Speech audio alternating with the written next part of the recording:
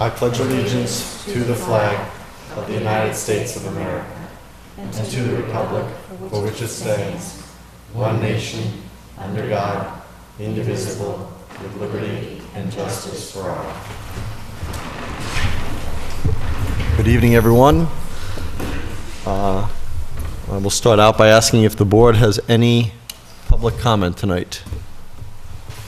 Just one comment. I wanted to support the planning board in their efforts to clarify Pleasant Street, West Street Solar Farm, and the placement of the telephone poles. I was able to watch their hearing. I know Mrs. Bertram was there at the hearing as well, and that the plans have changed, supposedly, that the requirement to have all wires underground, and now they're talking about putting poles in on the site, not poles on the street. So the planning board is investigating that, and I support their efforts to make sure that that no more injury to the land is done that has already been done. Anybody else? A couple of announcements. First, Boys and Girls Club is having a town-wide yard sale on Saturday, May 17th, which is also Election Day, from 8 a.m. to 2 p.m. The ways, if you are interested in joining the town-wide yard sale, that you can participate is you can rent space at the Boys and Girls Club of Lunenburg parking lot. You can register your house and sell items at your own location, and you can shop the sale and find some great treasures. Maps of the registered houses participating in the sale will be available for a $3 donation beginning at 8 a.m. on Saturday the 17th at the Boys and Girls Club. And if you visit the website bgcluboflunenburg.org, you'll have more information about how to download the registration form and submit it. Okay. State Representative Benson is going to have office hours in the district. There are several in neighboring towns, but the one I will announce is Tuesday, May 13th, 2014, from 5:30 to 6:30 p.m. She will be at Lunenburg Town Hall in this very room, the Joseph F. Bellata Meeting Room on the second floor, 17 Main Street. If anybody would like to discuss issues with State Representative Benson, that is when she will be here. Again, Tuesday, May 13th, 5:30 to 6:30 p.m. Have any public comment from the public this evening? Yes, please.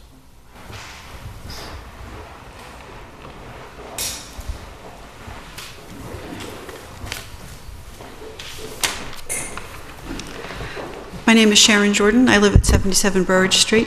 I'm a member of the Conservation Commission and the Open Space Committee, and I wanted to take this opportunity to make sure all the residents knew about the Lane property and that we have 2 site walks scheduled. The first one is this coming Saturday, April 19th. The second one is the Saturday after that, and that is the 26th. They will both be at 10 o'clock in the morning at the south side of the Holman Street Bridge. We would like to encourage members of the public to attend the site walk. This is a beautiful piece of property at an absolutely terrific price, and also gives us access to another 300 acres of town-owned land that's currently inaccessible. And of course, we're hoping that the site walks will interest people enough to come to town meeting and vote to support it. So I have a flyer here. I will give it to Carrie, and we do have it available electronically as well. Thank you very much. Thank you. Any other public comment? Okay, it's 7 p.m. We have a request for permission for a voluntary toll by the Lunenburg Boys and Girls Club on Saturday, June 14th, 2014. They were here last week requesting it. Obviously, we could not vote on it because it wasn't on the agenda. So this is just a follow-up to that. I believe this is they are an annual event with the toll that they do. I would make a motion to approve the voluntary toll for the Lunenburg Boys and Girls Club on June 14th, 2014. Do I have a second? Second. Any further discussion? All those in favor, please say aye. Aye. Opposed? None. You will let them know? I will. Okay.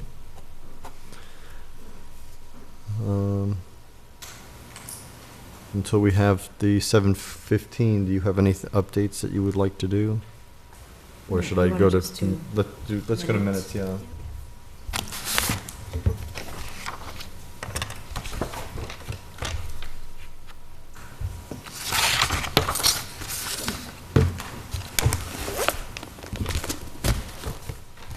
Accounts payable.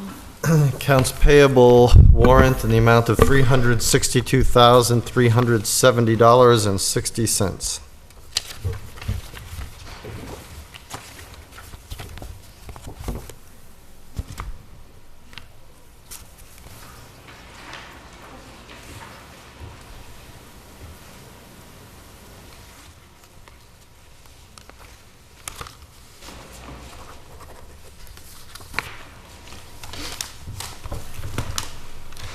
That's all for warrants. Okay. Any action file issues from the board? One, just, I know Carrie gave us a listing of future topics to outstanding issues. Just want to make sure that we had the gravel removal bylaw on the list, because when we approved those, we said we wanted to come back and revisit the bylaw, especially as it relates to reuse of the property at the end, because it states that we may require a reuse plan. And at that time, we said we wanted to have a workshop to talk about that.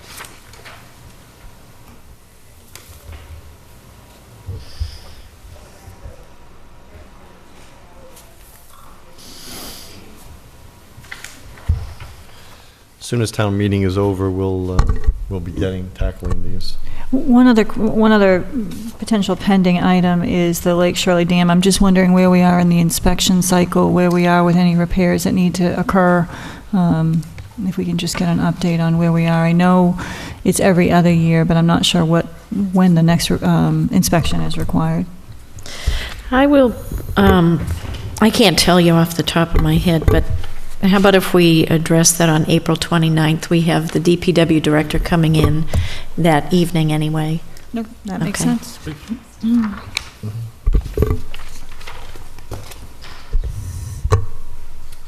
Also, I emailed everybody the town manager evaluation form. I hope you received it. So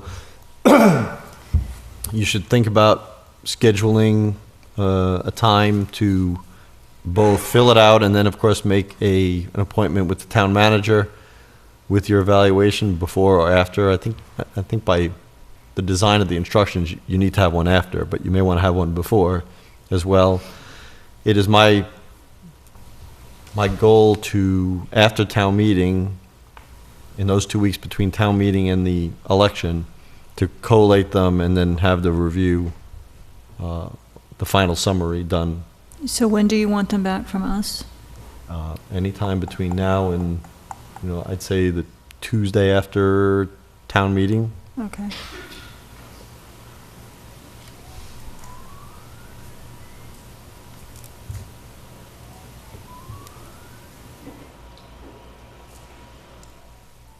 Can somebody?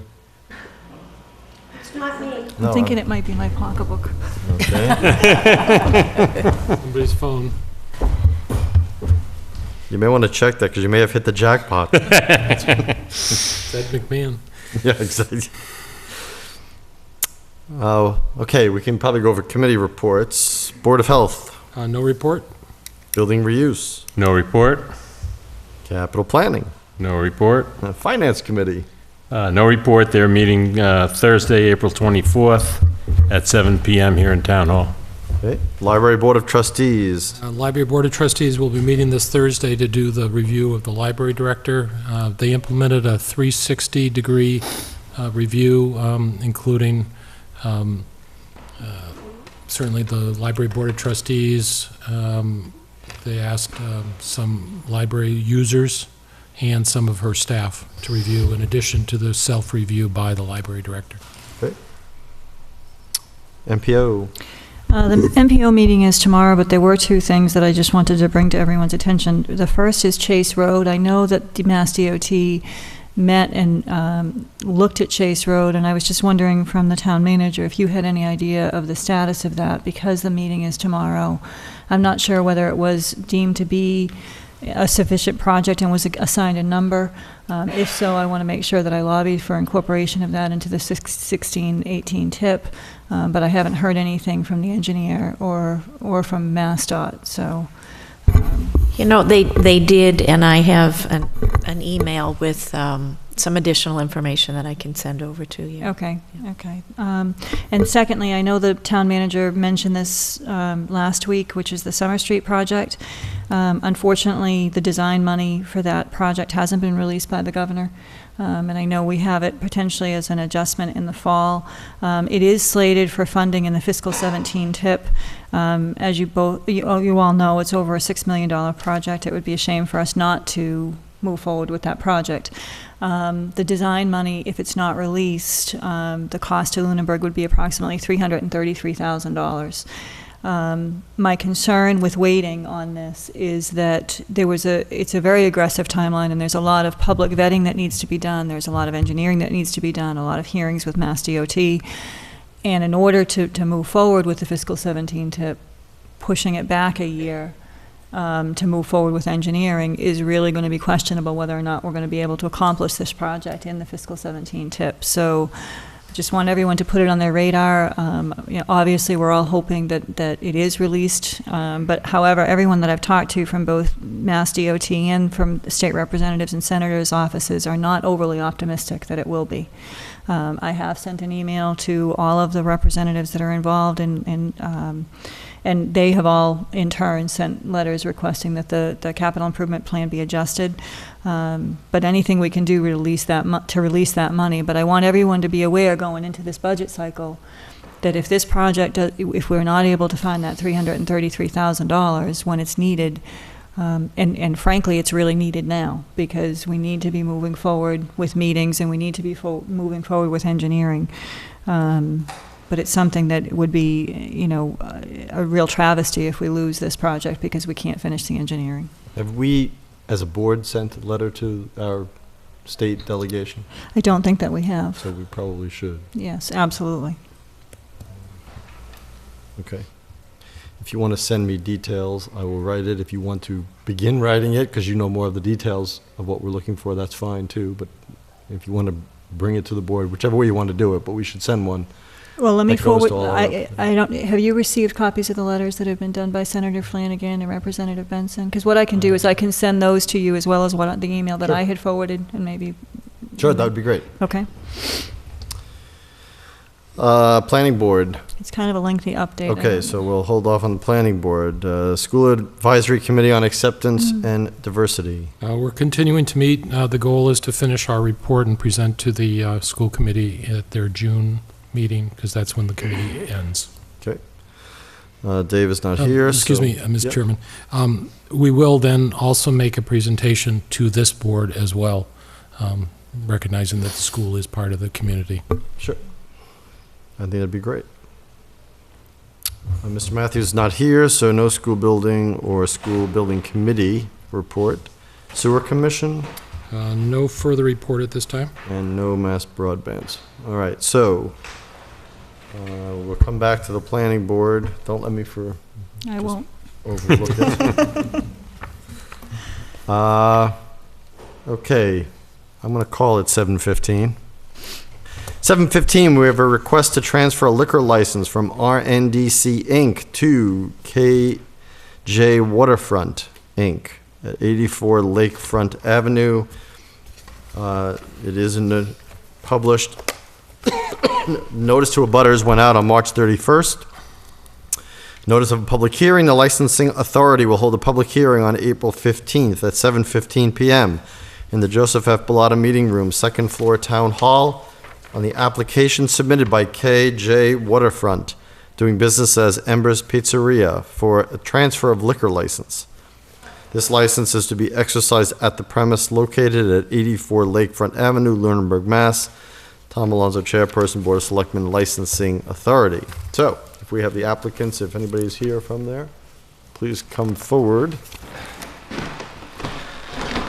Good evening. Good evening. Introduce yourself to us and everybody at home, and then explain what's going. My name is Ken Ricker. I'm trying to transfer the license from the old Scooters to Ember's Pizzeria, which will be an Italian pizzeria restaurant on the lakefront. I currently own On the Rocks, which is next door to Ember's Pizzeria with my partner, Josh Hillman. And we also own a restaurant in Leominster, Mass. Called the Luxury Box. That is a 200-seat restaurant. We've been there about 5 years. We've been on the Rocks 9 years. This building that we just purchased back in the beginning of March, we got all the necessary permits and went right through it. We're just about finished, almost at completion. We tried to come in front of you guys sooner, but there was a little issue with the license. There was some back taxes that we had to take care of. Well, when we purchased the property, it had to be taken care of. So they needed a certificate of good standing. That just came in. In getting the certificate, we were now able to transfer the license. We're about 2 weeks away from completion with the whole building and everything else. And we're looking to just expedite the process to get underway and start going forward. This is a sit-down restaurant. We always wanted to do this, but with the money we have invested in On the Rocks and the property, which is pretty substantial for the lakefront area. When we built it 9 years ago, it was a pretty dilapidated area. We built it up, put kind of a lot of money into it. And we're more so protecting our investment with buying the building next door, and we're trying to work with Whalum, the condos itself, and go forward in making the lakefront a even nicer, cleaner environment and family friendly, which is why we're going through with the restaurant. That's our main goal, and that's our plan for this one. Anybody have any questions for the applicant? I just have a question on the outside seating area. If you're looking at the building, is it going to the right-hand side of the building? To the right, yeah. There's not a lot of land with the property, so there used to be I think you remember when there used to be an apartment house behind it? Yeah. The driveway is still there, and it's still part of the land. Basically, what we're gonna do is take out some of that driveway, put a stone wall in the back so it's level. So when you're in the restaurant, there's 2 6-foot windows, so 12 feet of glass that overlook the entire patio. So basically, the whole patio is, can be seen through the restaurant. Okay. And again, I want you guys to realize we're not opening another sports bar. We have one, we love it, we've had great success with it, but we're going more towards the restaurant view. So I don't want you to get the impression that's what we're going after, because we really, truly want to open a restaurant, and that's what we're doing there. And the outdoor seating is, we have it at the Luxury Box, we have it at On the Rocks. It's just another way of attracting people. It's such a beautiful lake. It's kind of a shame not to be able to sit outside and enjoy a sandwich or something also.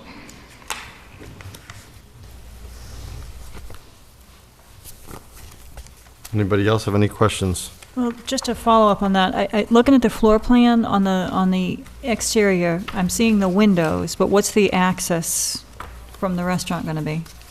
I have to see, well, I actually have it with you. The access is the front door on the right side. If you're looking at the building from the road, Yeah. there's a door on the right side. It's a 6-foot door, which is code. That door, when you come out of it, there's a concrete patio. And when you come out the doors to your left, The left. there'll be a gate, because when Boston's going to want to see it, it has to be fully enclosed.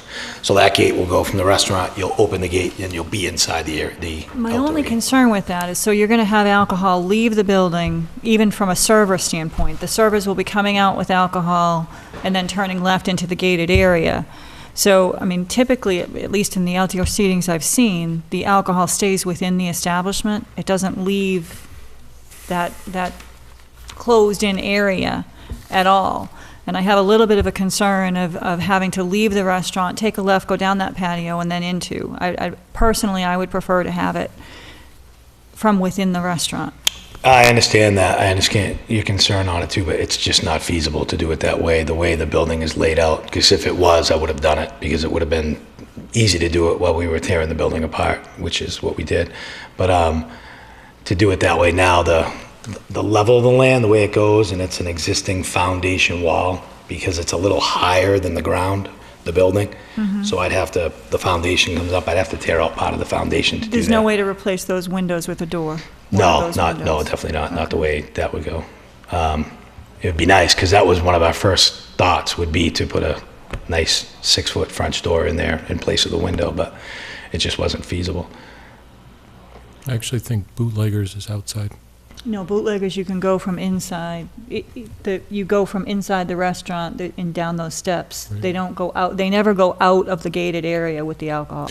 It's the gated area, because the liquor, the bar's outside Right, the but it's building. within the gate. That's my concern, is they're gonna be leaving the gated area to the main, there's basically a sidewalk type patio to the Just roadway, the right in front of the servers would be, roadway. yeah. The servers will be going outside the building and then You're talking going about into the here, gated, right.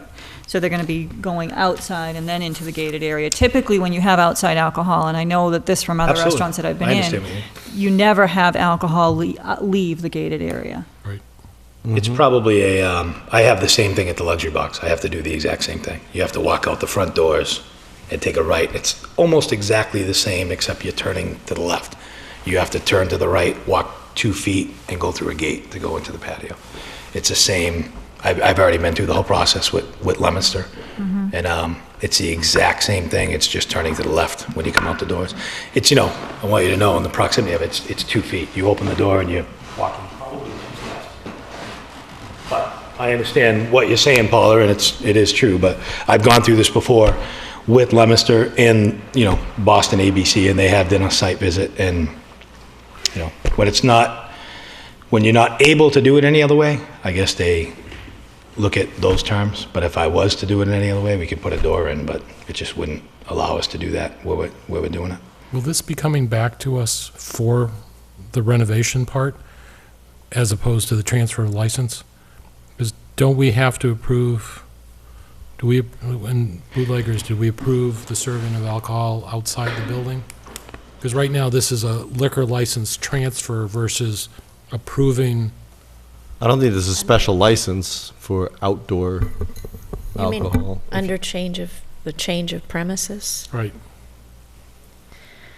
I mean, not that I want to stop the discussion, but the discussion I was thinking was just transferring the liquor license, and if there's a construction plan, doesn't that come back before us? Because I didn't bootlegger have to go before this? This was before my time on the board, but didn't that have to come back here for the outside serving? You did have to come back for the expansion of the use. I mean, you believe. definitely do for change of premises. But there's I no, don't- but my understanding is there's no additional outside license if it's a restaurant and they have. No, there's no additional No. license, but if there's a change in the premises that is Where you're served, being served. you review that. I think that would give more time to the applicant and us to talk about, I mean, I haven't seen the property, I didn't go see it because I thought it was strictly just a. I thought it was just a transfer as Well, let's do this then. Because I don't want to be slowed up on that, let's take that off the board and let's do the transfer the way we would normally do it.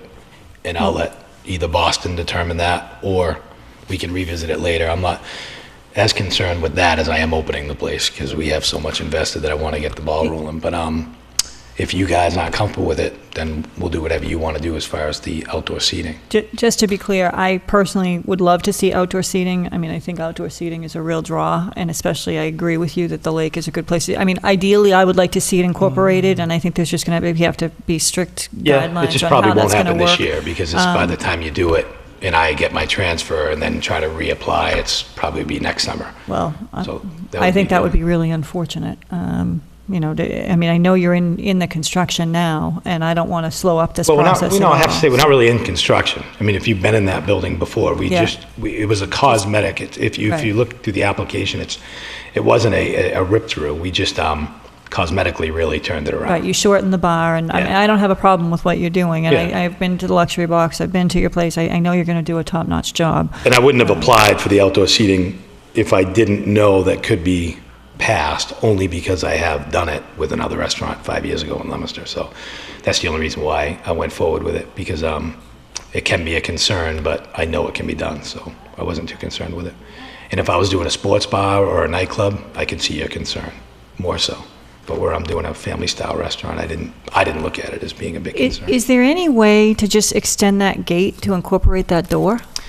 You can do that, but then you get into ADA compliance and Okay. having to And open it with a wheelchair and fire safety. code and You'd people have to have tripping a and, yeah. emergency gate that could open in case of emergency. We've exhausted every avenue, believe me, because it was, my other thing was just putting it all out front and eliminating parking, but I didn't want to do that because, so our only, our only spot was to do it is right there. And that's why we drew it up that way. Otherwise, like I said, we would have made it with a door, but it just wasn't. So if I may ask, so what is your concern? I just normally, and it's not a showstopper for me. I just think that anytime we have outside alcohol, and I know with bootleggers, it was required that they, typically, if you can do it, as Mr. Ricker said, if you can do it, the alcohol is never outside of the establishment, outside of the licensed premises. In this particular case, that small area will be outside. I just think, I don't want to get into a situation where we start, if we do see outside seating more in other establishments, ideally, the alcohol stays within the gated area. But I don't, as I said, I don't think it's a showstopper for me. I just had a question whether or not it would be logistically possible to keep it within that wall, which is what I'd like to see, because then there's no question that the patrons can't leave with alcohol. Alcohol is never leaving that area because it's gated. No, I understand. I just want you to know. Yeah, as but far I as don't I'm have. concerned. I don't if have. I have to take it off the problem. table, I will, because I need the transfer more than anything. But at the same time, I can tell you that it can happen because I've done it, and we can go through the process, and it might take next summer to do it. But I just think putting the money into the building and doing what I'm trying to do with the lakefront, I think it would be a shame to lose the summer with it. But that's your call. You guys are the experts. I would not like to, if the ABCC doesn't have a problem with it, I don't have a problem with it. I'll leave it at that. And I would not have a problem acting on this as it's presented. Because I would like to see the outside seating. I don't have a problem with it. I mean, if there was any compromise, and I'm not even,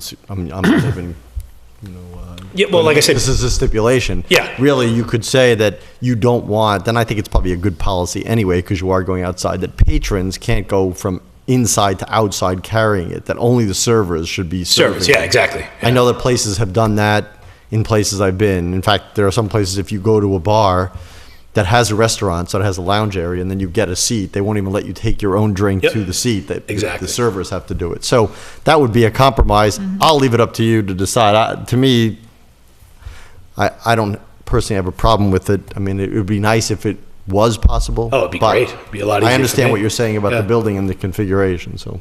I just think if we leave it up to Boston, ultimately they're going to do a site visit, and they're going to tell me if they like it or not, and ultimately that's what they did to Luxury Box, and the patrons are allowed to bring it outside, just so you do know. No, I know. I'm not talking about what's legal. Yeah. I'm talking about what might be good restaurant policy.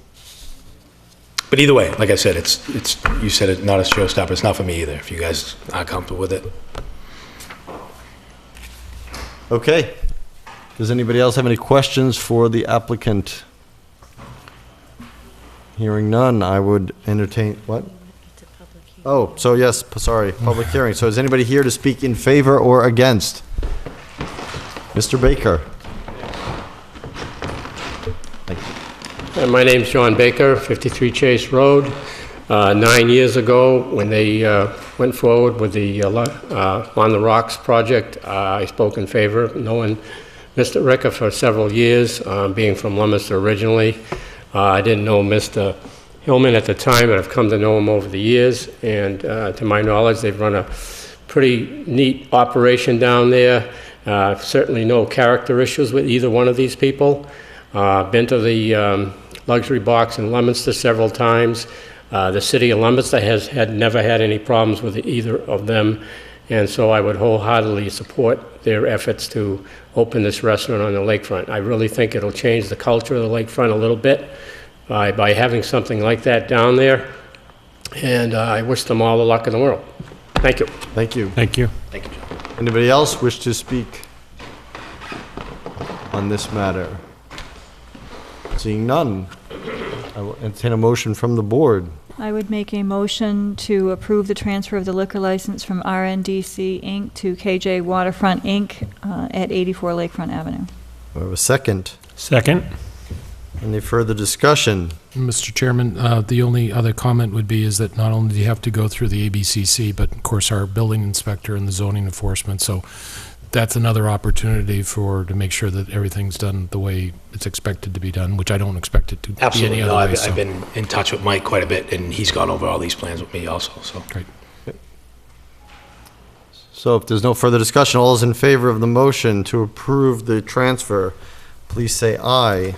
Aye. Aye. Opposed? None. Good luck. Thank you. I appreciate it. Thank you very much.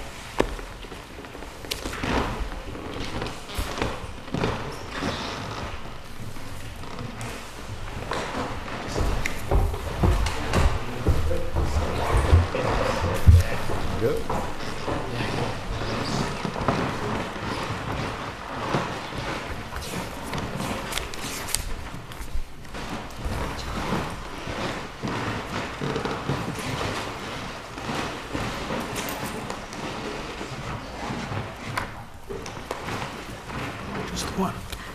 Just the one. Thank you. Change just one. Okay, at 7:30, right on time. Public hearing for the petition of Fitchburg Gas and Electric, also known as Unitil, for a pole location on Chase Road at West Townsend Road.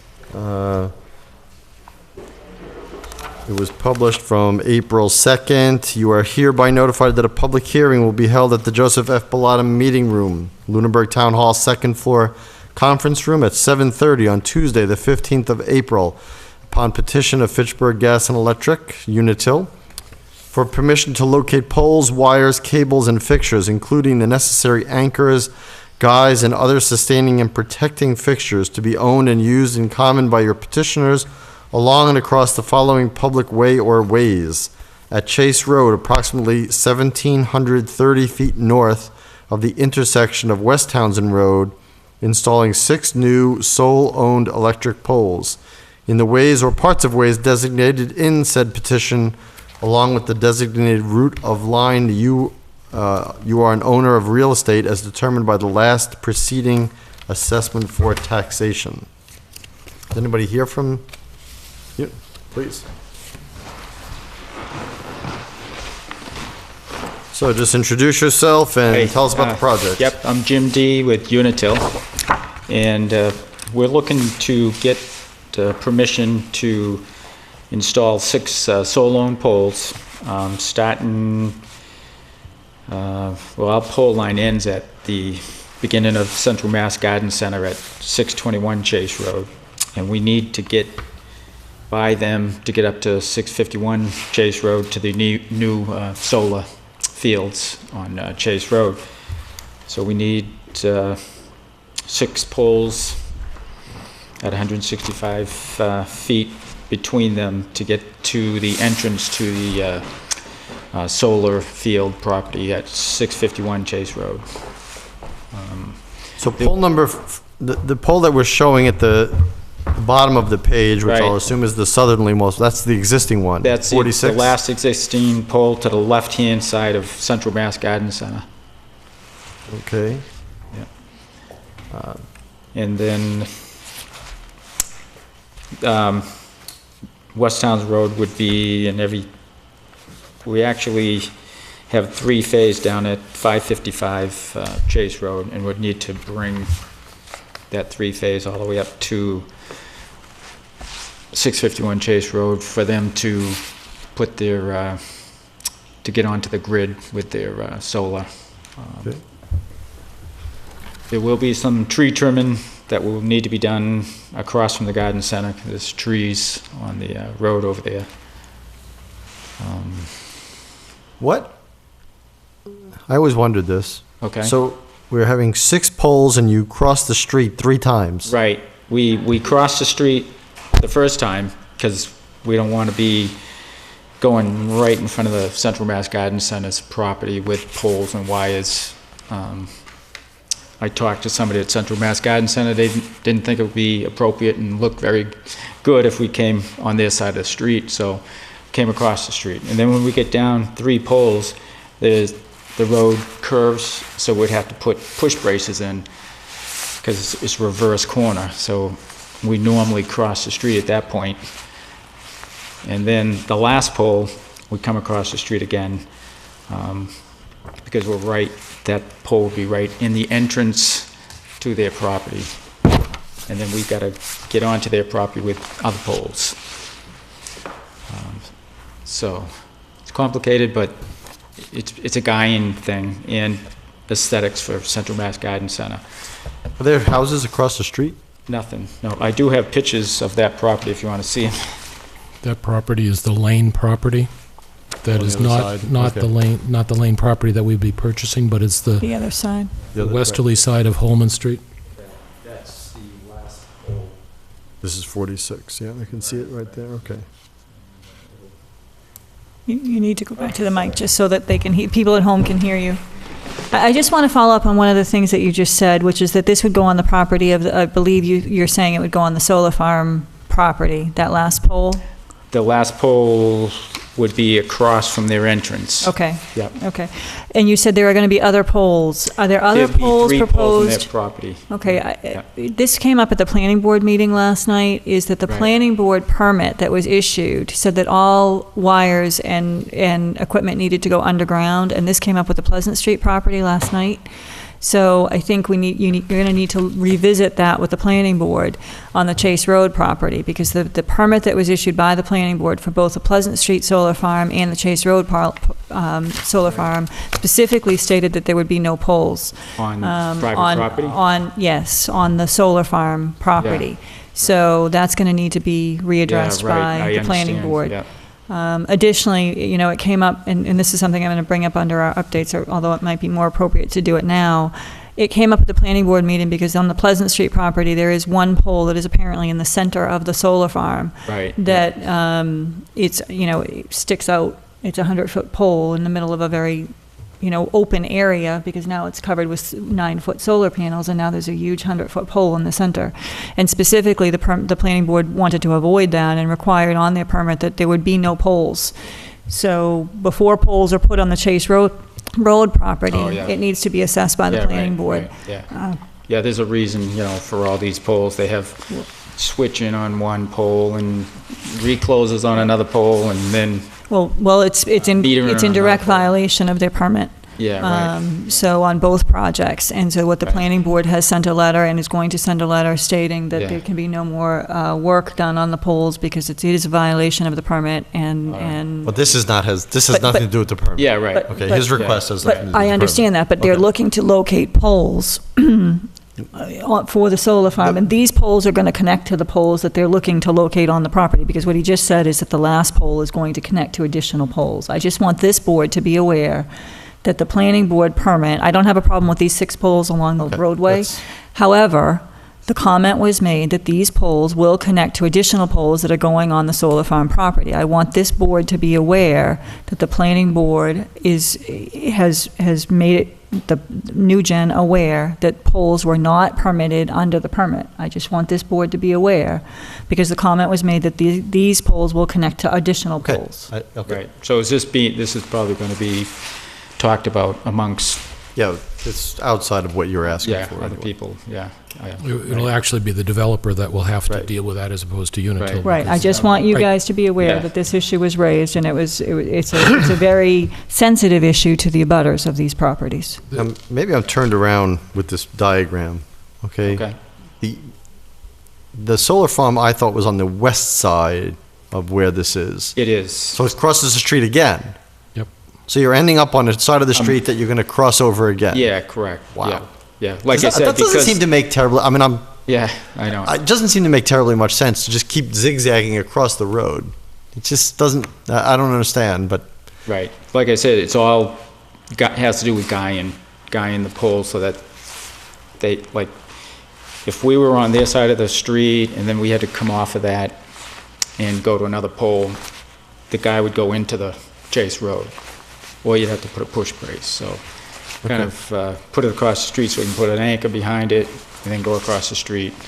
But if things are going to change on private property, that last pole may be eliminated, or then we would need a guy for it, so. Sure.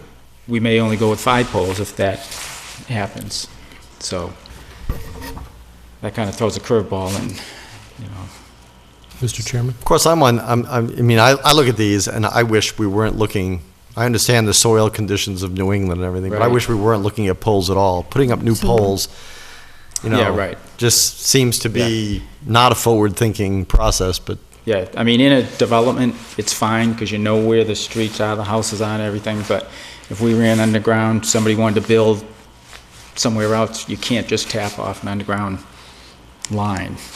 You know, you have to make provisions for that every so often. Oops. So, okay. it makes it a lot more difficult later.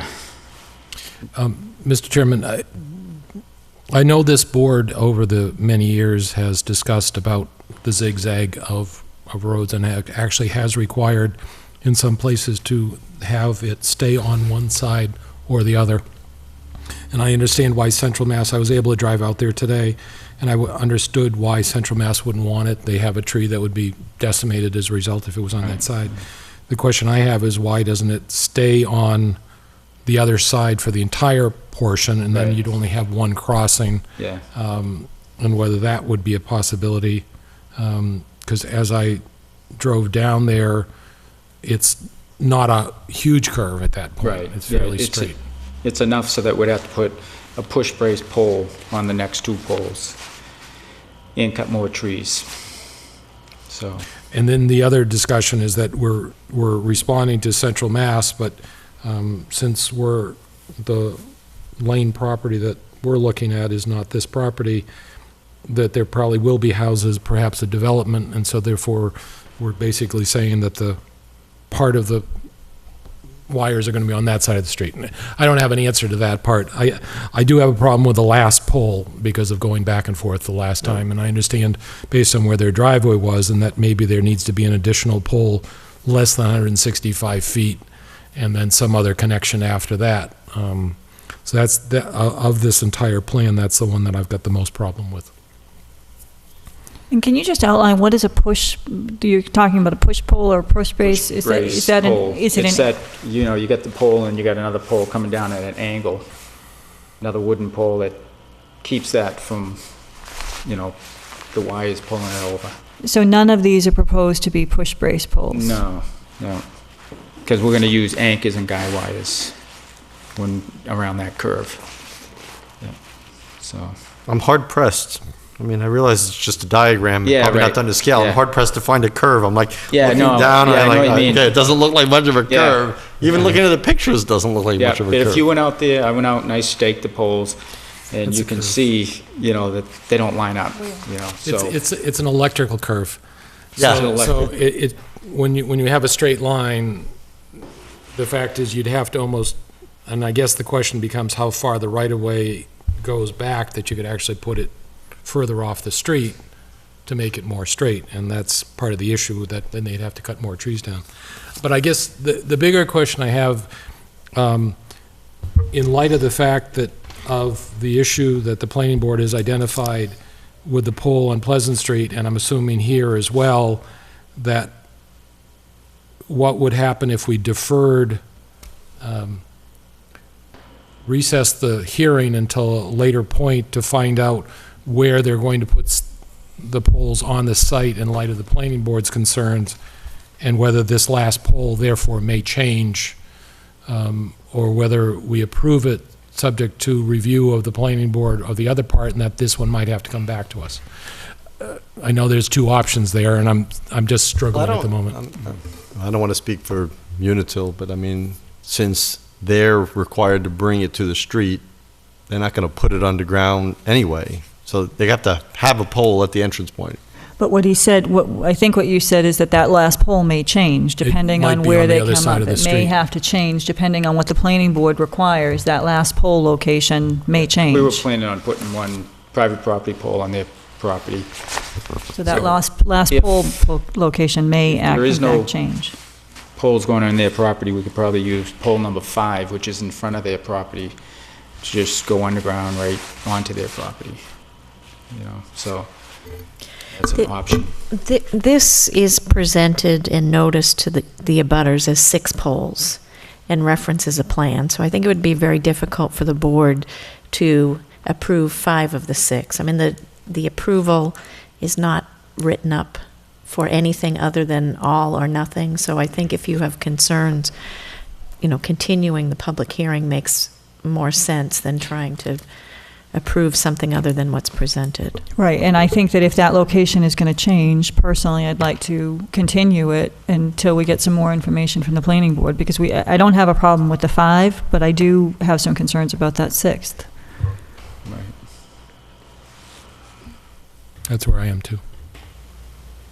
So I if think- the 6th one was on the other side of the property, it would be all right?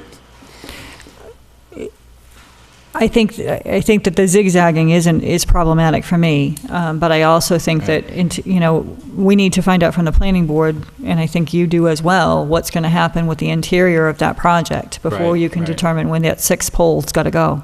Because if it's required to be underground, you may end up putting an additional pole on the other side of Chase Road anyways, because if you're going to come underground, as you said, you'd either eliminate the 6th, because you're not going to put it underground under the road, so. Right, I mean, we could go underground off of the 5th pole. But I guess it would help if we could get permission to at least do 5 poles, that it wouldn't slow the project down. Right, but according to the town manager, we can't approve that. You Because can't that's approve not just- what the application is for. Right, you could, that correct? you could adjust it. I mean, the approval references the plan, and the plan shows 6 poles. I'm not comfortable making Okay, so let me ask. a note to the plan. Let me ask this question. Right, If we were to say to you to go back and have a resubmittal of a plan with 5, it's not going to change the scope of what you need to do. If you need to do 5 poles now and then 1 pole later, I mean, maybe it has to do with scheduling the crews to do it, but really, schematically, it doesn't really change anything, correct? right. So I would say that it sounds like what the board is asking is to get a proposal and a plan. Would it be a different public hearing or Well, we a can revision to this continue. public hearing? We can continue this public hearing because we've opened it as long as we don't close it, correct? I think if all you're doing is asking them to take one of these poles off, I think Right. you can continue this public hearing. Okay, so then I think that's, if I'm hearing the board correctly, please somebody say. Yeah, that's I'm going to add another twist to it. Okay, because, why not? If they are required to put underground wires, do we as a board, I believe, have to approve underground wires within the public way? So that the layout would not only be the poles, but also underground utilities within the public way, as opposed to if they came in that 5th pole and came from their property there, I don't know where on their property they're going to come and enter the pole.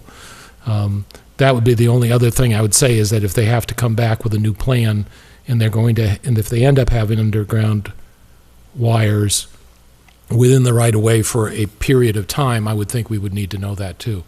But, because I think that when AT&T put the conduit under Route 2A, I believe we had to approve that as well.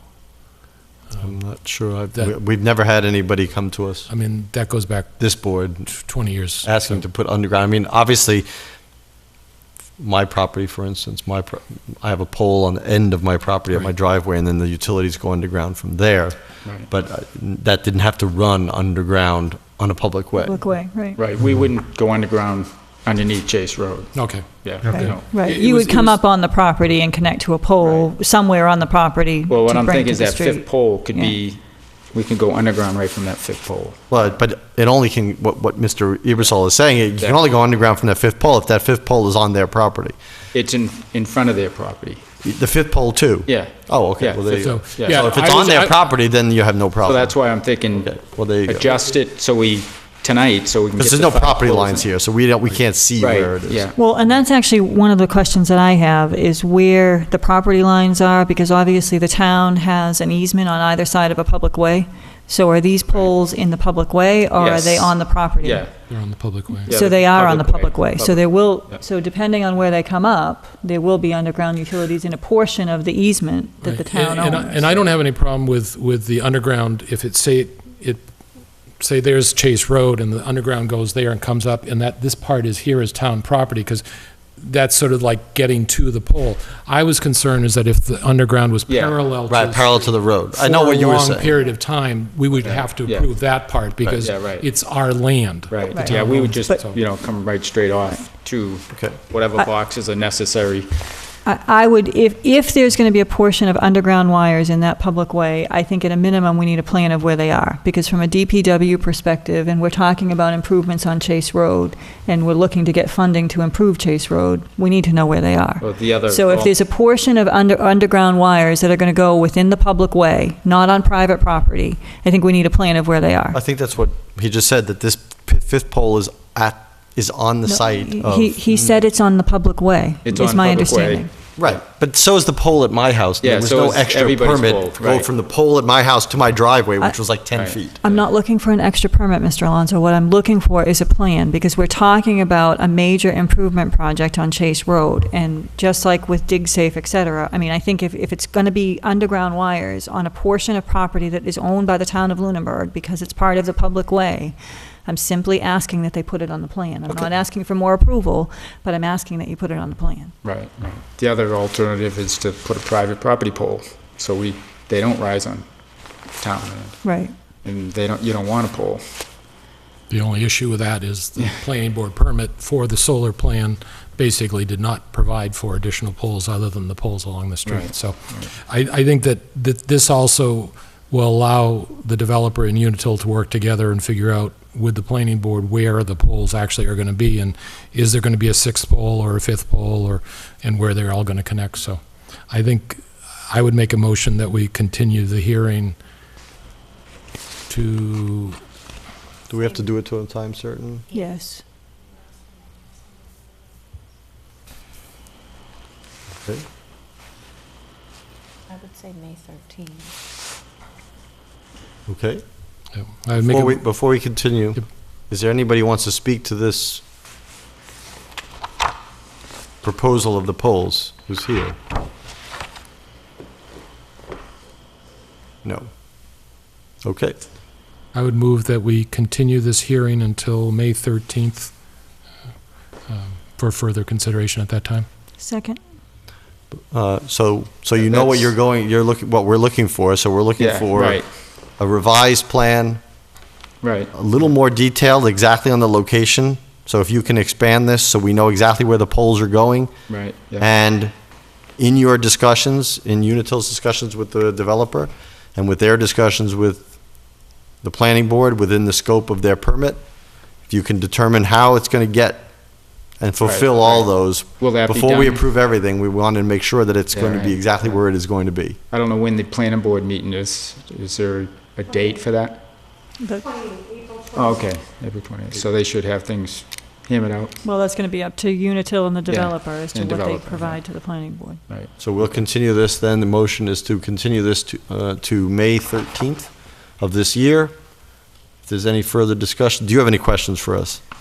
No, I understand, Okay. what I need to do, and Should we, I'll just, do we set a time as well? If we continue it, I think we should probably, do we need to put a time, Madam Town Manager? 7:15? 7:15. 7:15. 7:15. Do both the motioner and the seconder agree to that stipulation? Yes. Okay. So, with that as a motion, all those in favor of the motion to continue the hearing to May 13th, 7:15 PM, please say aye. Aye. Aye. Opposed? None. Do you need these back? Yeah. Thank you.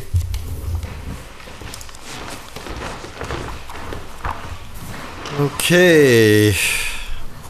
Let's get back to committee reports for a second, because we have one left and I don't want to miss it, so, planning board. Okay, the planning board meeting last night, they closed the public hearing on the warrant article for the registered marijuana dispensary bylaw, and they did made a motion to accept the bylaw, and I'm assuming we'll be getting copies of that from the planning board for our review. Secondly, the site plan review for the school building committee, Whitman and Bingham, the chairman of the planning board did mention that she had spoken with Jamie Rowe of Whitman and Bingham, who has indicated that they would be willing to do the site plan review as a reviewing engineer pro bono. And they did do the site plan review for the library as well. So they wanted me to advise you of that. And I don't know where we stand with the school building committee and the site plan review, but the planning board is interested in taking a look at that project and does have an engineer who will do it pro bono. One of the questions that came up under committee reports was the Building Reuse Committee. Damon McQuaid is on the Building Reuse Committee, as you know, and one of the questions that he had is they are looking at the village district bylaw, and that's going to take some additional time, probably up to a year to flush out. There needs to be public outreach and a lot more work on that. So there was talk about the possibility of fast-tracking elements of the village district bylaw and doing an overlay district to help expedite the sale of some of those properties. So that was discussed briefly. Highfield Village did get another extension, 90 days to July 28th. However, the project is moving forward. They do have a plan that's been approved by the Sewer Commission. There are a couple outstanding issues in EIR. It has been deemed adequate, but they're awaiting the final publication. And the sewer extension permit is currently under review by DEP. So the project is moving forward. There was an A&R plan for 115 Fairview Road, and it raised a question in my mind, and I don't know, I wanted to ask the town manager.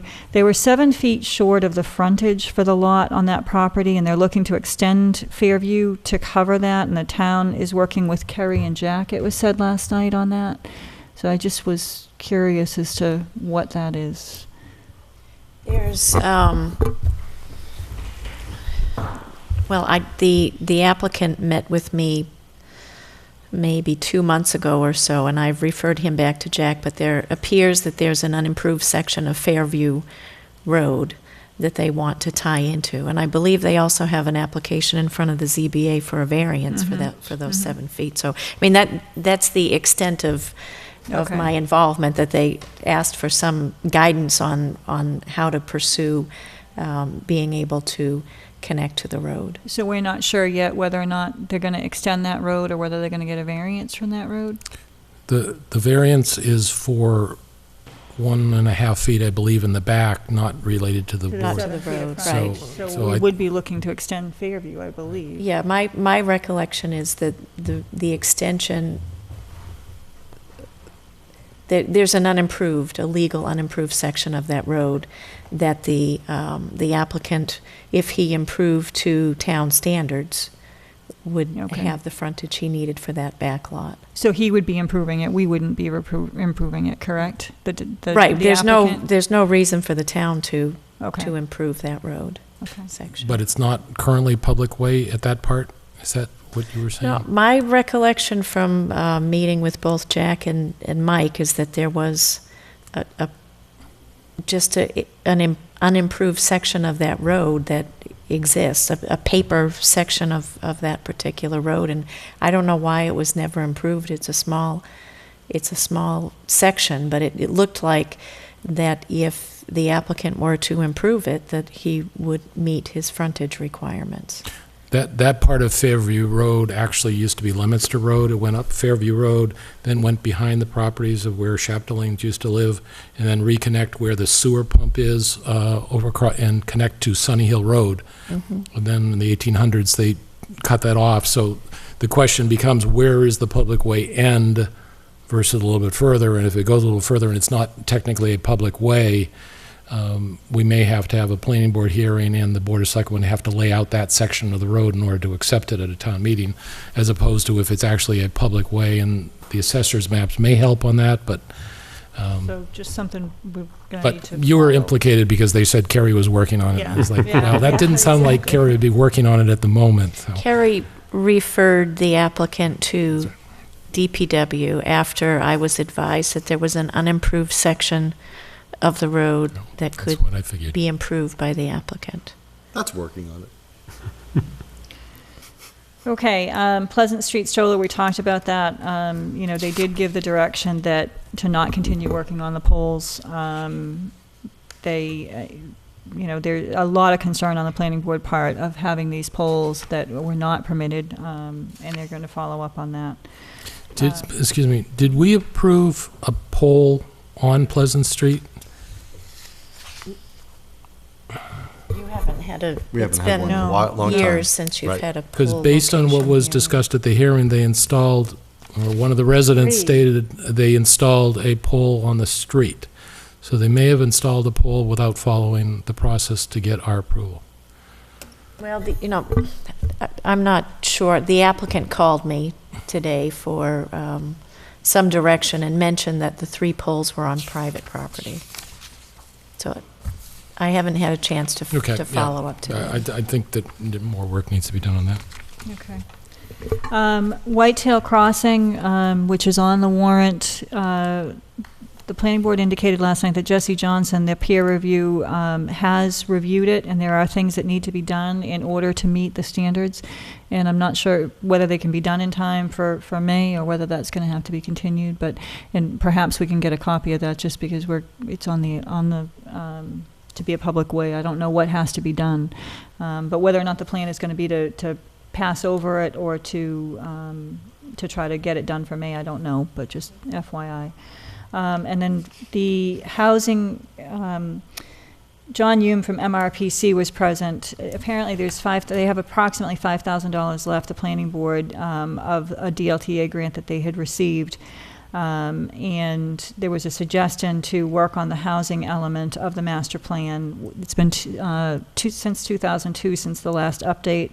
And what they would be doing is identifying, analyzing existing and forecasting existing housing and forecasting housing needs, and looking at local housing opportunities, and they would supplement that with additional DLTA grant money. Typically, it's $8,000 to $10,000, and so they would be looking to supplement the existing $5,000 with additional funding.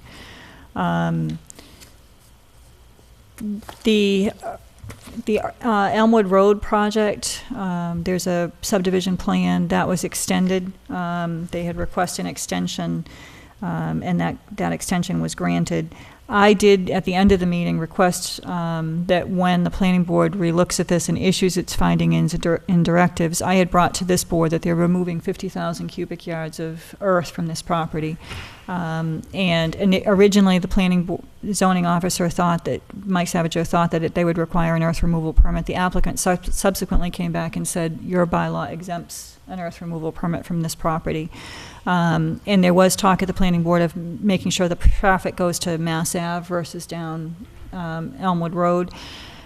I think we might have some other concerns, such as hours of operation, dust mitigation, because it's going to be a long process, and there's a lot of fill that's going to be removed from this property. So I did stress that the planning board seek input from this board and from Mike Savageau, who looks at earth removal permits before issuing those findings and directives. And it might be something we want to send a memo on, because I think this is a very close neighborhood, and I think that this kind of volume, you're talking literally thousands of trucks. So I think we really want to, I don't know how you all feel about it, but I would like to send a memo to the planning board from the board requesting that this be looked at and be part of their permit. When is the last time we issued a gravel removal permit as opposed to a renewal? The couple of building years of a ago. house, yeah. A couple of years ago on, one was, I think, Reservoir Road, we did one for a lot right near Flat Hill, where Flat Hill comes into Reservoir. But nothing this substantive. Yeah, okay. Right, nothing, no major ones. They were all ones that had the lifespan of about a year over time. I'd like to hear the reasoning of the bylaw that says these kind of projects don't need earth removal permits. It would seem like that if you're doing earth removal, why do we have earth removal permits, and why would they be exempt? I mean, maybe there's a reason, I don't know, but I'd like to hear that. And I would too, and I personally, I'd like to see that change, because it's really a sentence, it's one last line that says that if an approved subdivision plan, it's exempt.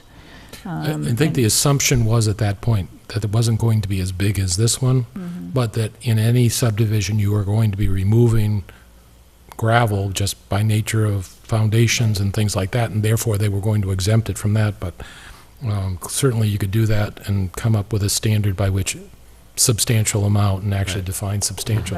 Right. But I think if we went by a certain capacity, so many cubic yards, that, yeah, you'd have to get a permit. So I think there are two issues. I think we need to look at the bylaw, and secondly, I'm concerned about this particular project. So I think. Well, if it's in the bylaw, right now, the bylaw's not going to be changed. And Right. the earliest it's going to be changed is the fall at this point, if we looked at it post-haste. Right, but the permit hasn't been issued by the planning board, so what I'd like to do with this particular project is just to ask the planning board to either, A, put in stipulations regarding hours of operation and dust control measures, et cetera, or B, to require that they obtain an earth removal permit. And then finally, as a citizen, I did express some concern about the master plan, and I didn't do it as a member of the board, but one of the concerns that I've had, and it's an ongoing concern with the master plan, is none of the master plan elements take into account the explosion of growth that occurred after the implementation of sewers. And Carol Thomas, who was the planner, even in all of the updates, said that that was something that needs to be looked at. And a lot of this work was done as part of the comprehensive wastewater management plan for the sewered areas of needs, and the town has already invested a significant amount of money into flushing that out. And so what I suggested is that perhaps when they're looking at how to update the master plan, that needs to be looked at. Sure. So that's my update. Thank you. Okay, review and discussion and recommendations for warrant articles for the annual town meeting. First, Article 9, the FY14 budget adjustments. So I'm still not ready to ask you to vote on this. The only update I wanted to provide is that we do have at this point processed all of the invoices related to our snow removal operation, and our deficit now is $229,000. I had put in an estimate of 235, and I was hoping that would be a little higher than it was, but so we're at 229, which leaves a deficit of $11,323. I got a notice in the mail a couple of days ago that we have another dividend coming against our workers' comp premium. So the projected deficit right now is $8,715. So I still need to work on this within the next couple of weeks to see if I can zero that out. So I'll give you an update next week and the week after if I haven't figured it out next week. You're going in the right direction. A few more weeks, I think we'll have a surplus. Hopefully it'll be before May 3rd. Hopefully there won't be any ice tonight. Yeah, true. Okay, and then Article 19, the administrative reorganization of the land use departments. So I presented a draft document, or I am presenting a draft document to you this evening. I thought I would walk through it and then put it back on the agenda for next week after you have a chance to look it over. And then we'll have a public hearing scheduled for the following Tuesday, which is the 29th. So I will just walk through this and be happy to answer any initial questions that you have. So this is a request for an administrative organization plan. This is something that is allowed for under the town charter. This is relative to the land use director, which we've talked about on several occasions. I'm interested in the town hiring a land use director effective July 1st. Here's the first typo, 2014. The land use director would fill the existing role of planning director, town planner, a new role of economic development director, and then also serve as a coordinator of the activities of all of the boards and departments under land use, which include the Agricultural Commission, Board of Health, Building Inspection, including both the wiring inspector and the plumbing inspector, Conservation Commission, Historical Commission, Planning Board, and Zoning Board of Appeals. And I also think that it makes sense that this person serve as the unofficial assistant town manager. We don't have anybody who serves as the assistant town manager, with the elimination of the chief administrative officer or chief administrative assistant position back in fiscal 13. There really is nobody who serves as the acting town manager in the absence of the town manager, and that's something that is important. So the main benefits of hiring a land use director are that we would have a professional town planner on staff to work with the planning board to update the existing master plan, subdivision regulations, and other zoning regulations to guide growth and development in accordance with community-wide goals. The second would be coordination of efforts of land use departments to make the best and most efficient use of resources and to have less reliance on town council to provide professional level planning advice. Third, a directed effort toward economic development and business retention and expansion. And lastly, a directed effort toward obtaining grants and programs and services and/or to provide assistance review and analysis of regionalization opportunities. So I'm presenting this to you in accordance with the process set forth in Article 5 of the Town Charter, although I wanted to point out that I'm not convinced that we need to do this, but I'm happy to go through this process, especially for transparency, and I don't think there's any downside to going through the process. But the reason I'm not convinced that it requires the approval is because the only charter and bylaw references to this, the planning board is referenced in the charter under section 3-10, and it talks about composition, powers and duties and appointments, and there's nothing in this proposal that would change any of those things. The planning director is referenced in section 3-10C and 4-2C just under appointment. So the appointment of the planning director is made by the town manager and subject to ratification by the planning board. And then I looked next at all of the other boards and committees and land use. The Board of Health is referenced in the town bylaws, Article 22, and it talks about membership. And there's nothing in here that would impact the membership of the Board of Health. And then lastly, the Agricultural Commission, Article 29 of the bylaws, and there's nothing in here that would make any changes to that. The only charter or bylaw references for the other remaining boards, the Conservation Commission, the Historical Commission, and the Zoning Board of Appeals, is in section 3-2D, and that just talks about the appointment of those members of those committees.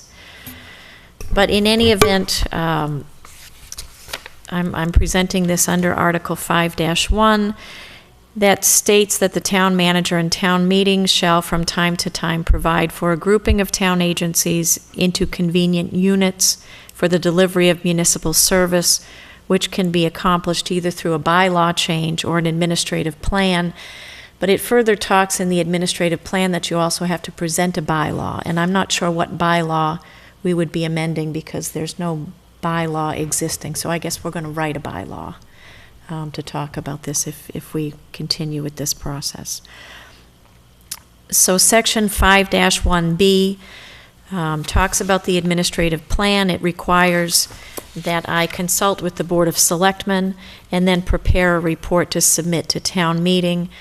And some of the items that need to be followed in this process are that the Board of Selectmen holds one or more public hearings, that notice shall be given not less than 7 days nor more than 14 days, and we're going to have this public hearing on April 29th, and the notice will appear in this week's edition of the Lunenburg Ledger. The notice shall describe the scope and the proposal and the time and date of the hearing, and then the plan is effective at the expiration of 60 days following the date that the proposal is submitted to town meeting unless town meeting votes to approve it sooner.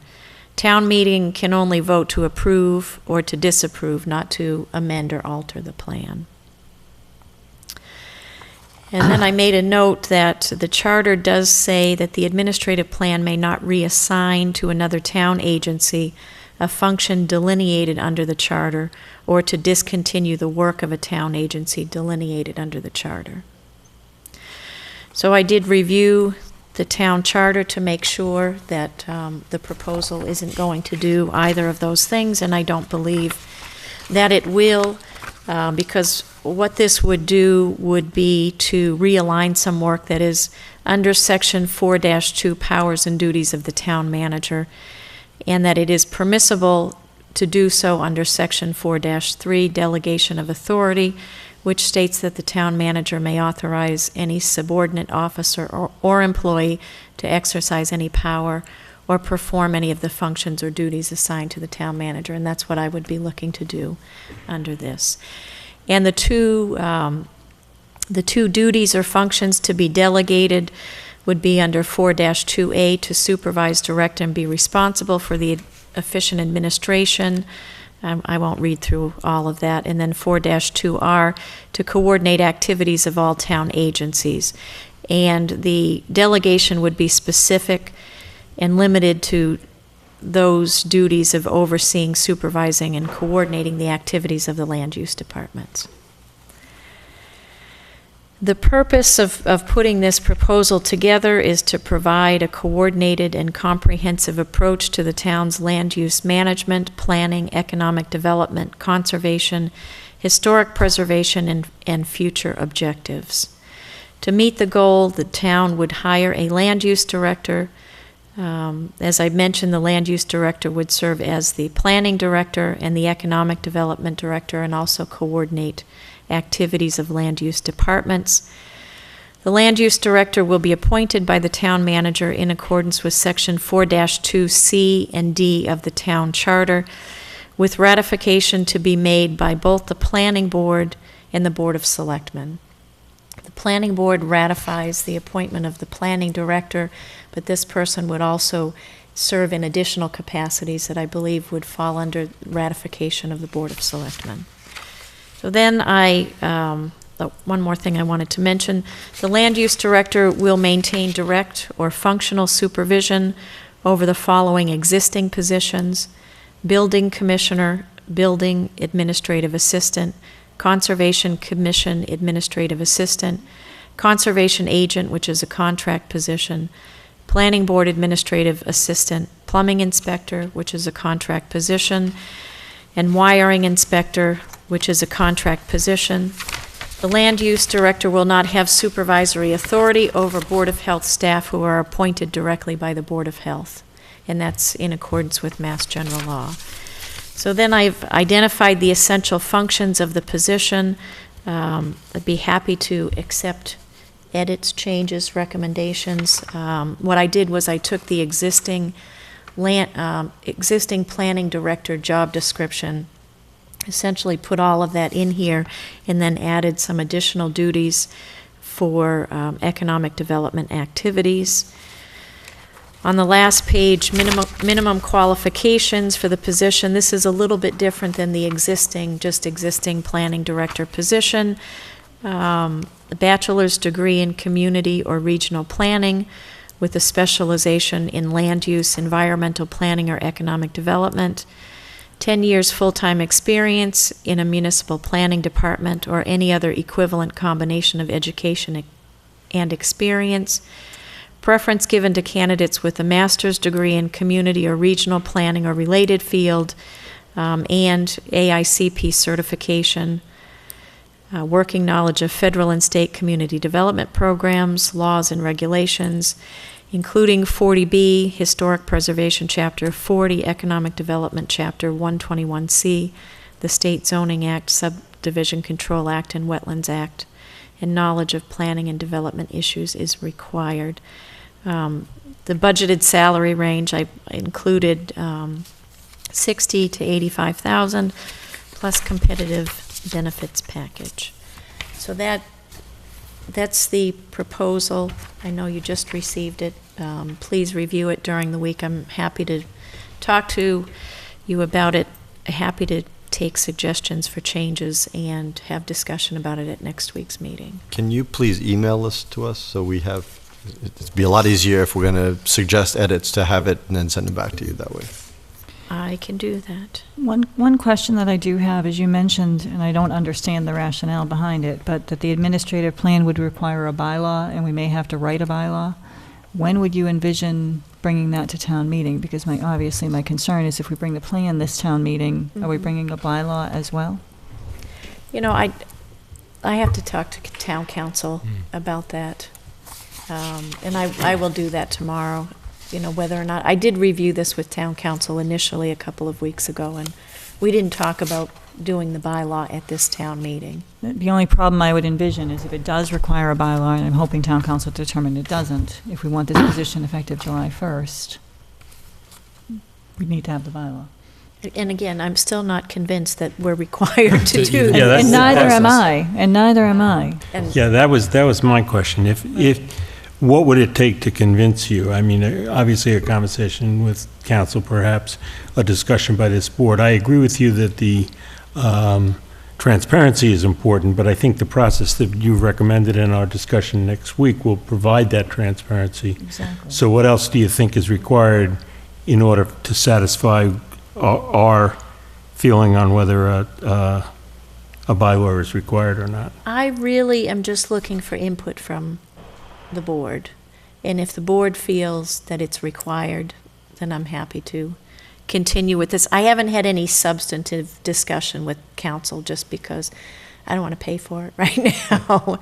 I mean, my feeling, and just a personal feeling, is that I don't believe it's required unless something comes up in our discussion next week to Yeah. change my mind.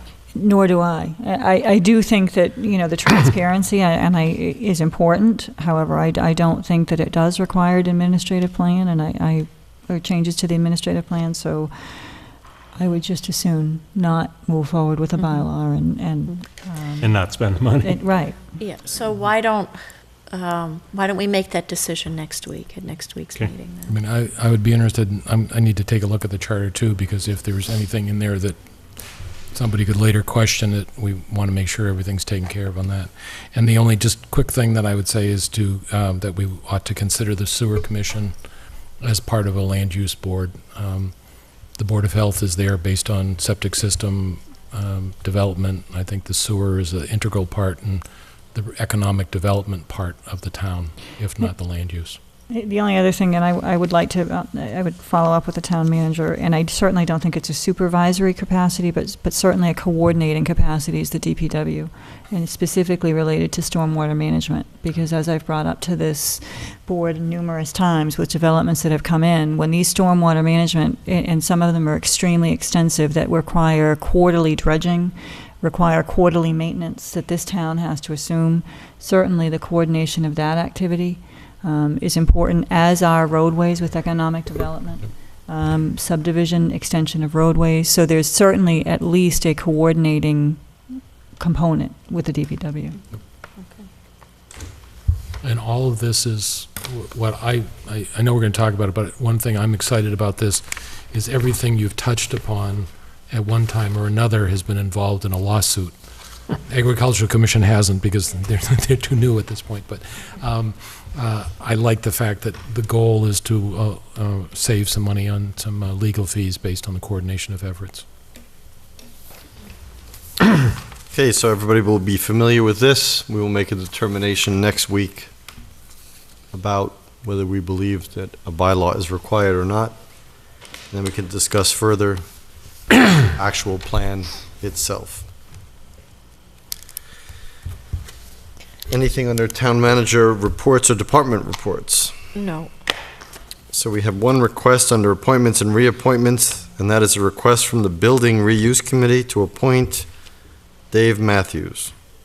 So are you chairing that still? Yes. Mr. Tull? Okay, so I will hand it over to you to explain what you are requesting. Okay, at the April 17th Building Reuse Committee meeting, the 6 members in attendance voted unanimously to recommend Dave Matthews to the BOS as the replacement for Joe Levine, who served as a member of Citizen at Large. So as a result of that, I'd like to move that Mr. Matthews be appointed by this board to the Building Reuse Committee as a community at large member. Have a second. Second?